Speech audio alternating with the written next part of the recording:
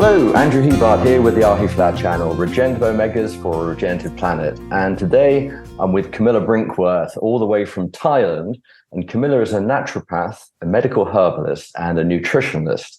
And she's also the founder of a company called Phytolove, based in Australia. And Phytolove is our partner for distribution of healthcare products for the sort of health and wellness industry throughout Australia and New Zealand. And Camilla has just navigated the TGA approval process, which I'll talk in more detail about, for Ahiflower, which is a huge accomplishment. And kudos to you, Camilla, for navigating through that. So welcome to the show.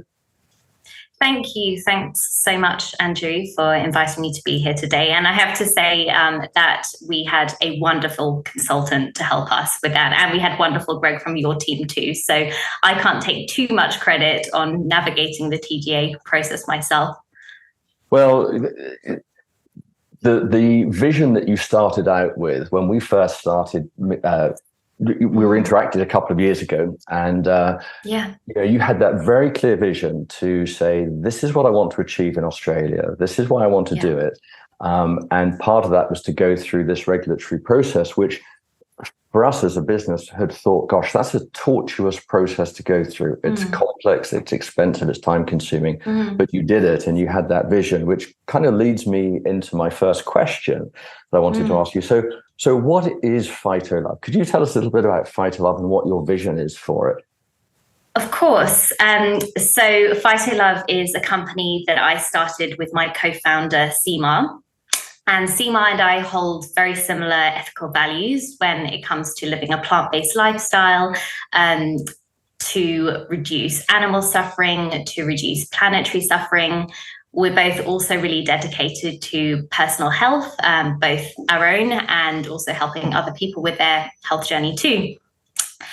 And essentially, we came across not many, but one or two ingredients that we identified as plant-based ingredients that weren't available in Australia, but that just held so much promise for human health and also for the planet. And we really felt like Australians deserved these ingredients. I mean, Australia has such a thriving natural health industry that we just couldn't believe that these ingredients weren't here. And they were also ingredients that were very central to furthering the movement, the plant-based movement. So essentially, I brought my health science background and Seema brought his expertise in ethical retail, and we brought these skills together and we created Phytolove, which is a vehicle for bringing the most innovative and sustainable and truly new ingredients to the Australian and New Zealand markets. And thus Phytolove was born,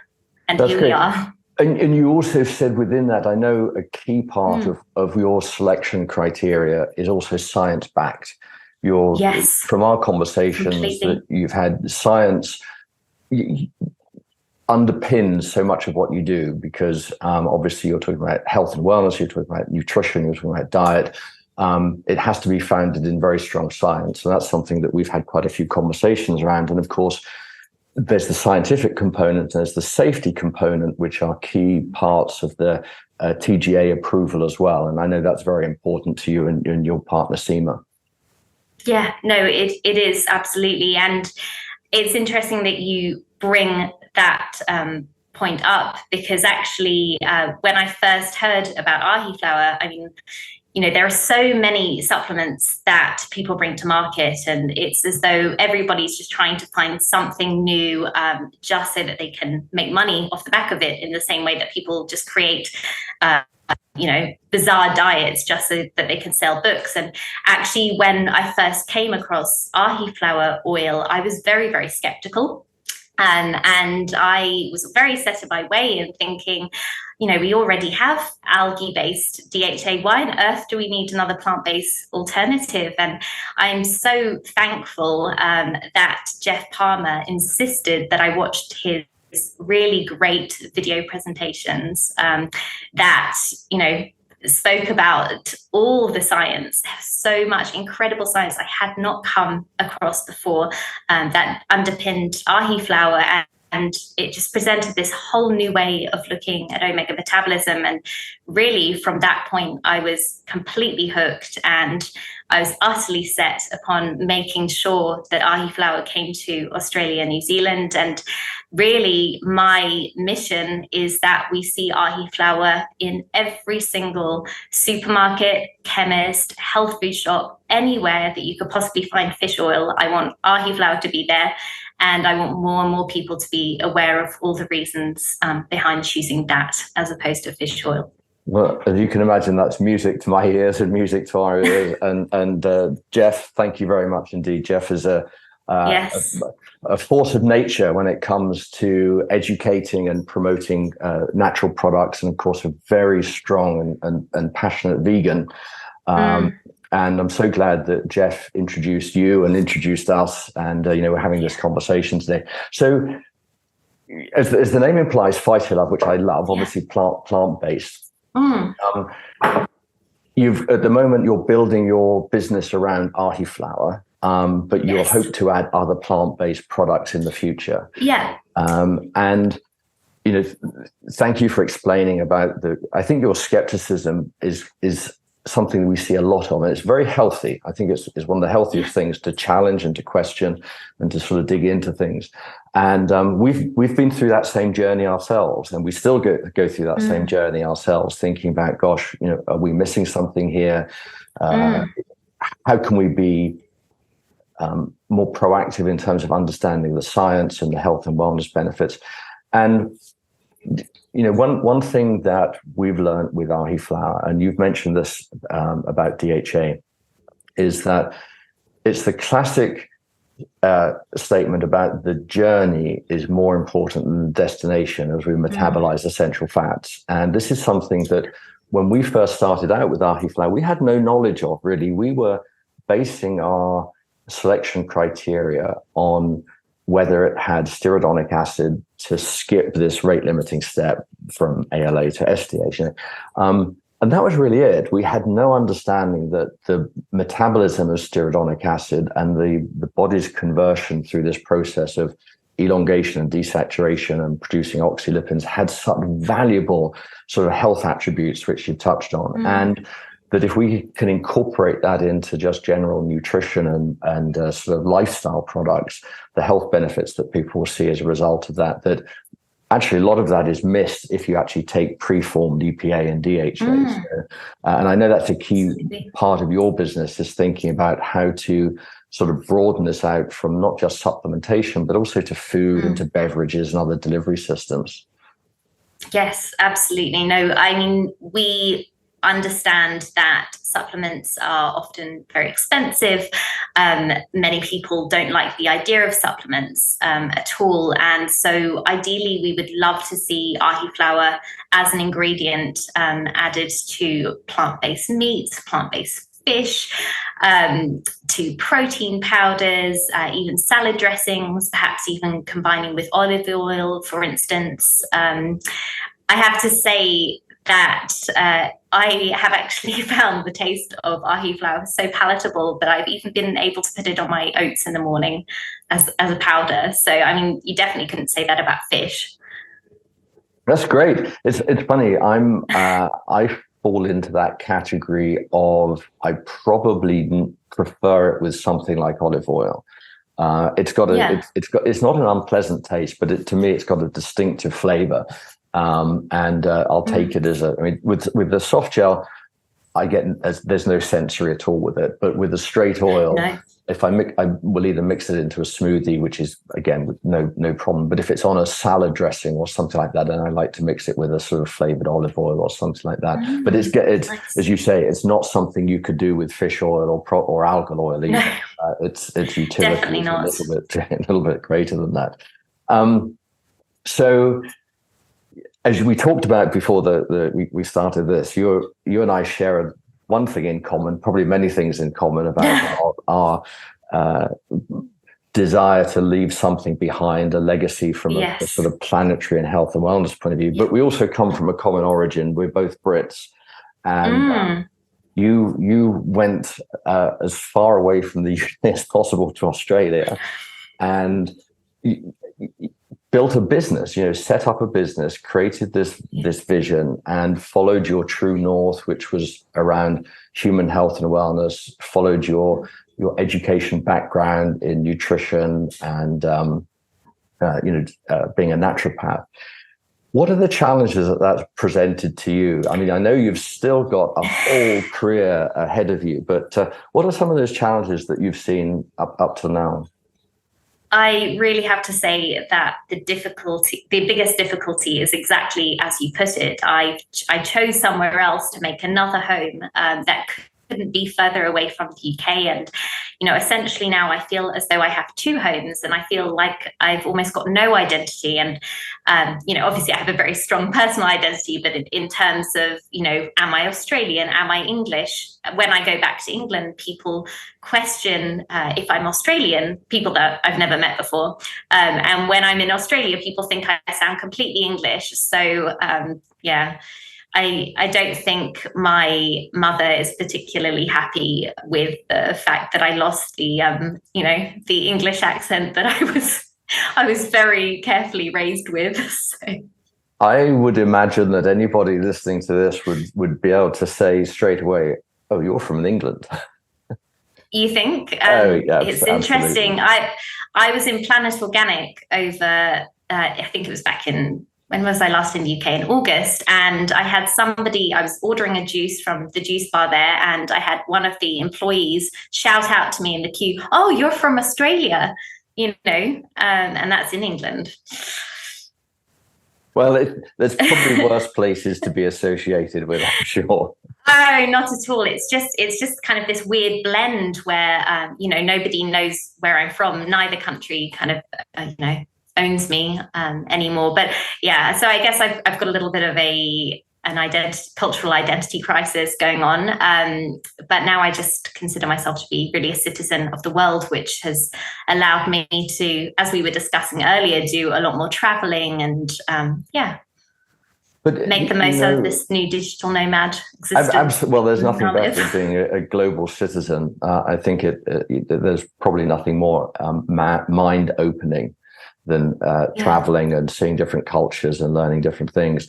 But having been through the same process as you of relocating to another country and setting up a business, there's a lot to it. I mean, there's a huge amount to it, and it sounds.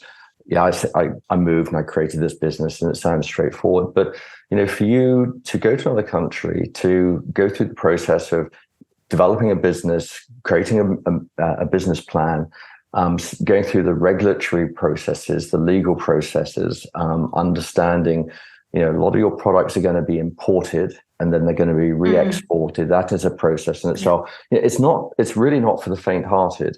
And I really salute anybody that has got that focus and that drive to say, I'm going to do this. I'm going to, transplant myself, build a business, and particularly then immerse myself in what is a complex regulatory environment to understand that. So I think you've done a tremendous job. And, this has been, from our conversations, 2 years in the making. And I think really day one for you has literally just started, hasn't it? Now you've got regulatory approval. You can go full bore. Essentially, yes. I mean, it's hard to believe that it's only just starting now, because honestly, the amount of work that I've done for this venture over the last year is just, very frequently working 12-hour days and just really putting my heart and soul into this. And I've got to say, it really hasn't felt like work because it's really become almost my new hobby. As sad as that sounds, Ahiflower has become that much of a passion for me. It's hard to believe that it's only now that we have the approval, the TGA approval, and the product listing to go ahead with everything. So I'm so excited to see how all my hard work pans out now moving forward. It's genuinely well earned, because, as we work with the consulting group as well and know how much hard work went behind it. But now you've achieved that, Camilla. One thing you've kindly shared with me a little bit about your vision for the future and your plans for Ahiflower. You've got this market there, which is, as you say, very receptive to health and wellness, plant-based lifestyles, that sort of thing. Very receptive to products that are sustainable or regenerative. But you've still got this, a significant challenge ahead of you around marketing, creating awareness. Great communicator, and one of the things that you've said that you're doing is setting up an educational program for healthcare practitioners. Could you share a little bit about that with us? Because that being an educator and sharing your story is one of the most powerful ways, I think, of actually sort of creating that awareness and building the momentum for your business. Yeah, absolutely. So we have many different ways in which we're planning to market and create media exposure for Ahiflower within Australia. But in terms of for practitioners, we have a couple of articles that are set to be published really soon within the next few months in natural health practitioner journals.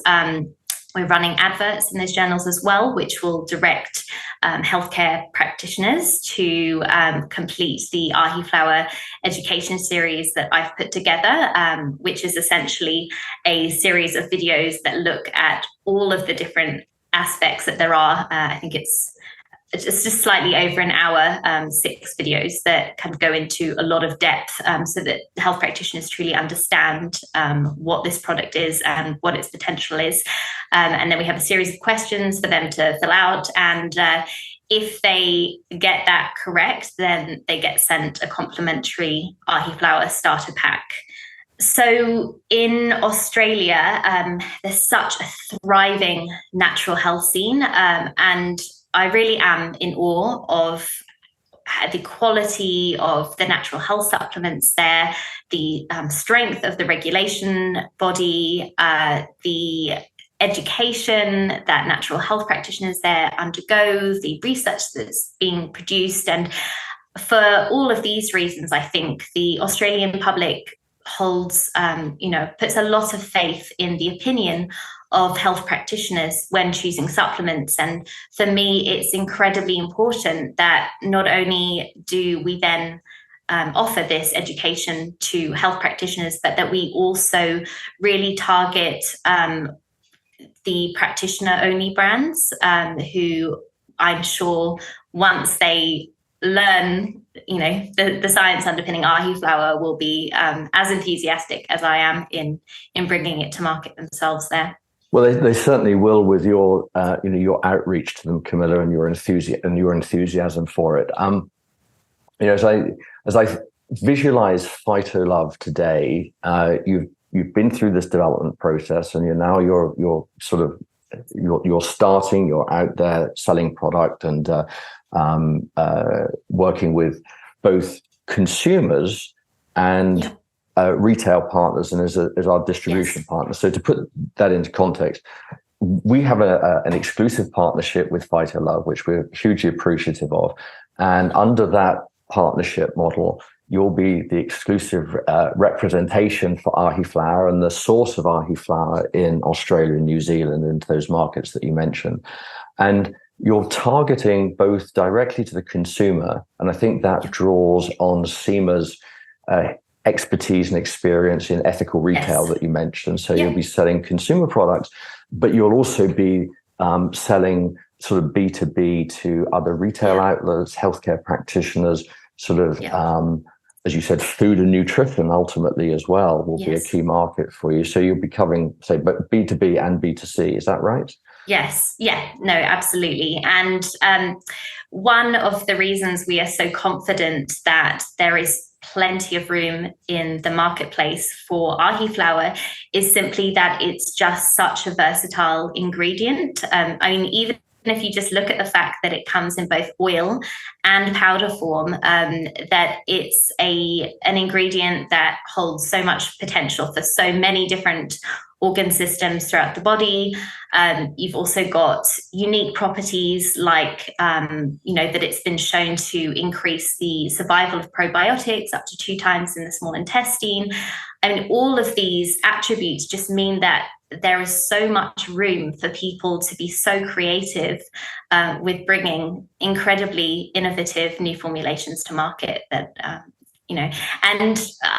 our retail brand itself is definitely going to be one that people who are vegan, for instance, will probably be more drawn to, because we're putting a huge emphasis on education around the topics of sustainability and, the planet, essentially. But there'll be many people who won't respond to that type of messaging at all. And, it will be a much better product for them coming from somebody else who, has a very different way of messaging. Yeah, no, it's interesting. You say about some of the, and we talked earlier about the advancement of science and learning and the studies that have come out. You mentioned one about the prebiotics, which was great.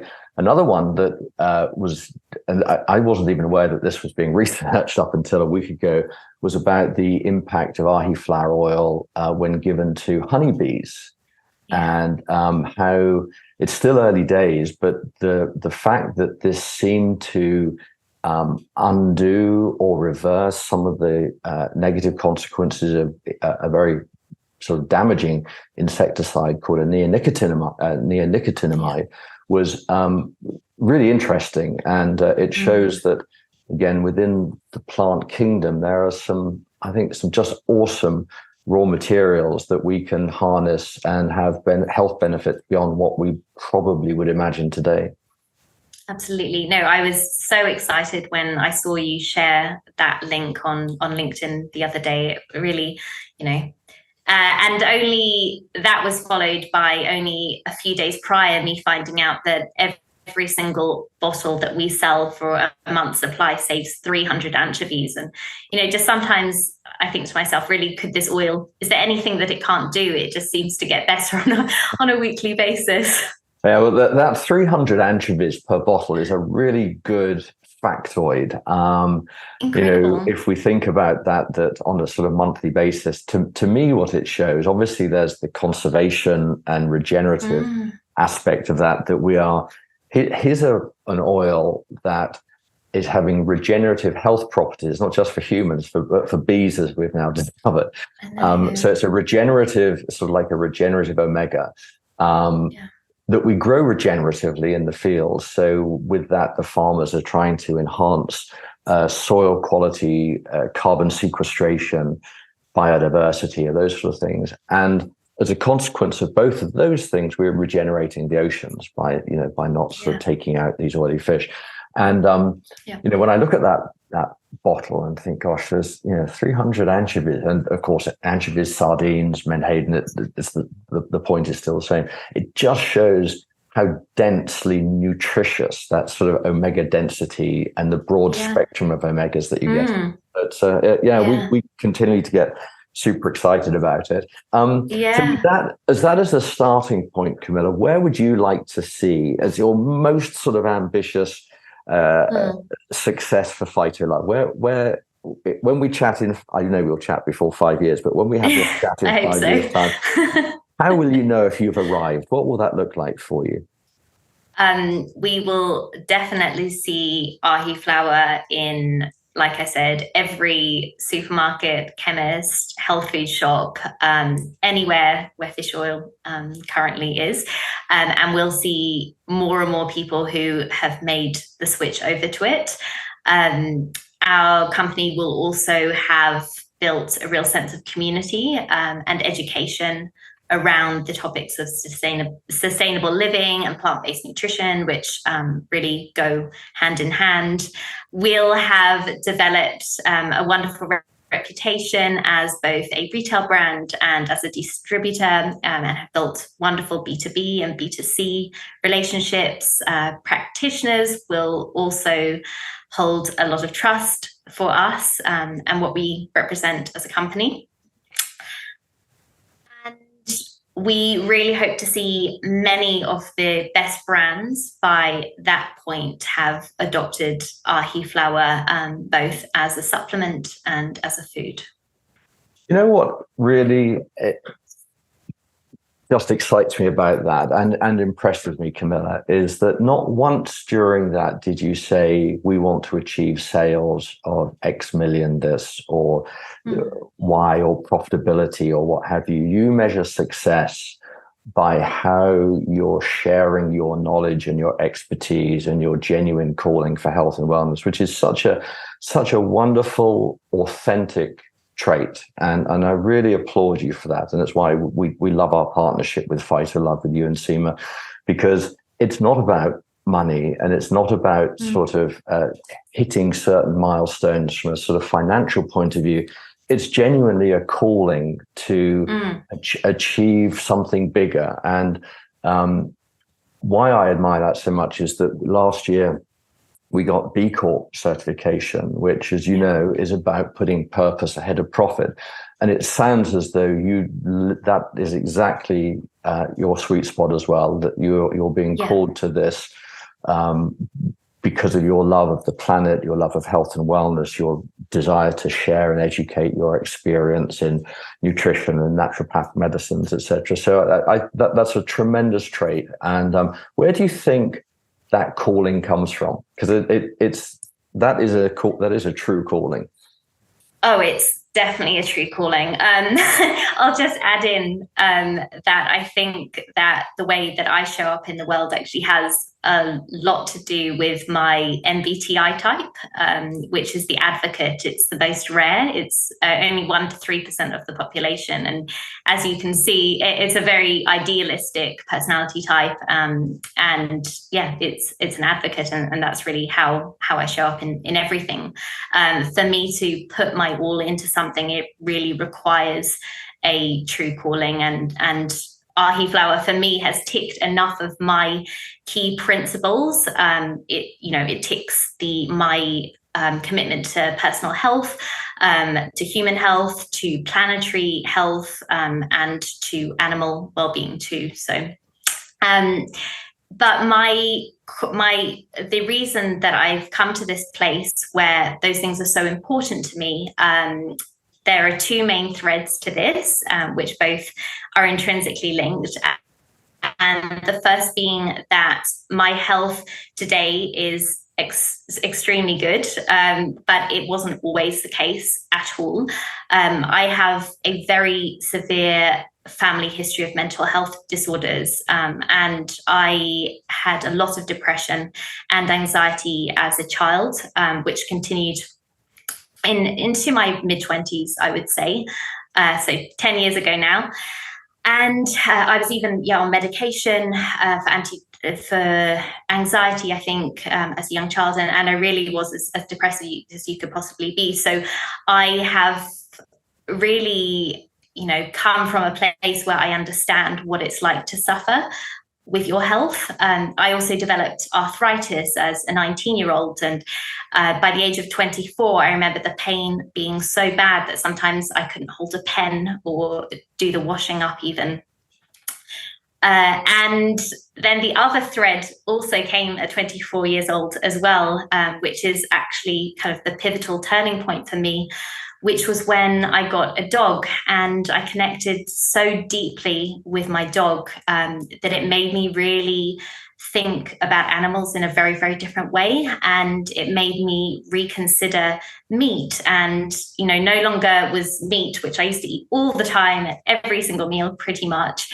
No longer was meat. Meat was, represented an animal who was just as sentient as my dog. And so I made the switch to vegetarianism. And what was really interesting is when I made this switch, my arthritic pain reduced by about 50%. And I noticed a notable improvement in mood as well.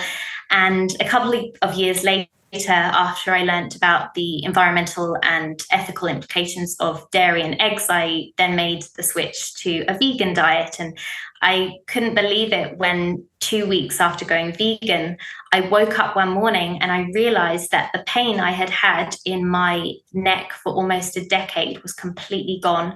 And I did an X-ray following that, and there was no arthritis that was reported.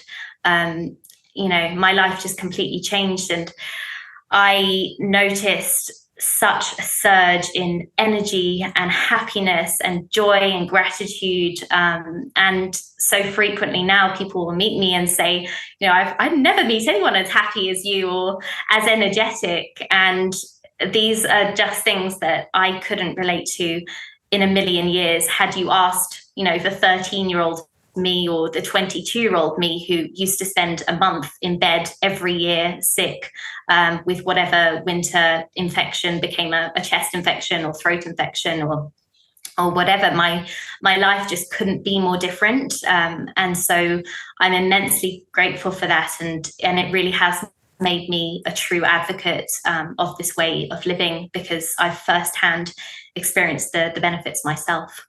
What a wonderful story. What a terrible thing to experience. But thanks for sharing that with us. But what a wonderful benefit you're now sharing with a broader audience. That personal experience shaped your life. It has shaped your vision as to what you want to achieve. And as you say, it has given you both the desire to be an advocate, but also the authenticity to turn around and say, I've experienced this. And I think it's so interesting how two things converge there. One being your personal health and wellness, both physical and mental health. And the other one about an appreciation for animals coming through the love of your dog. And I think there's something about people that have animals and pets in their lives that they just see more about the environment around them, the natural balance of things, and how we have to be custodians of the planet, custodians of the environment. Because I just read in the paper this morning that some scientists have determined that the Anthropocene started in 1950, between 1950 and 1954. Now, there's going to be some debates as to whether those dates are right or not, but what they're saying basically is that is a new epoch that started when it became obvious that mankind's impact on the planet was having profound effects, whether it's forever chemicals, whether it's for radiation fallout that's been found in our foods, whether it's for the burning of fossil fuels, etc., and the climate change. It just makes me think, gosh, what a profound impact we're having. And of course, when you look at the animals around us, they're entirely influenced by our activities. So that mindfulness is something that's very important. Gosh, well, what a great backstory for that. And thank you for sharing what your passion has been and your true north for that. I just wish you every success, Camilla. I know you're going to be successful. You're an educator, you're an influencer, you're a thought leader in this area. You have your whole career ahead of you to really make a big impact, and I'm sure you will. And we're hugely appreciative of the work that you're doing with Ahiflower. We're here as a partner to help you in any way we can, and I'm really looking forward to seeing your successes and having a conversation like this in 5 years' time to say, congratulations, you've reached this point, and then beyond that, I can only imagine the world is your oyster, as they say. Thank you. I feel as though we should put the date in the diary now and commit to that. Yeah, let's do it. But well, thank you so much. I know it's getting very late in the day for you, so I appreciate you this eating it late into your evening. And it's been lovely chatting to you, and we'll speak soon.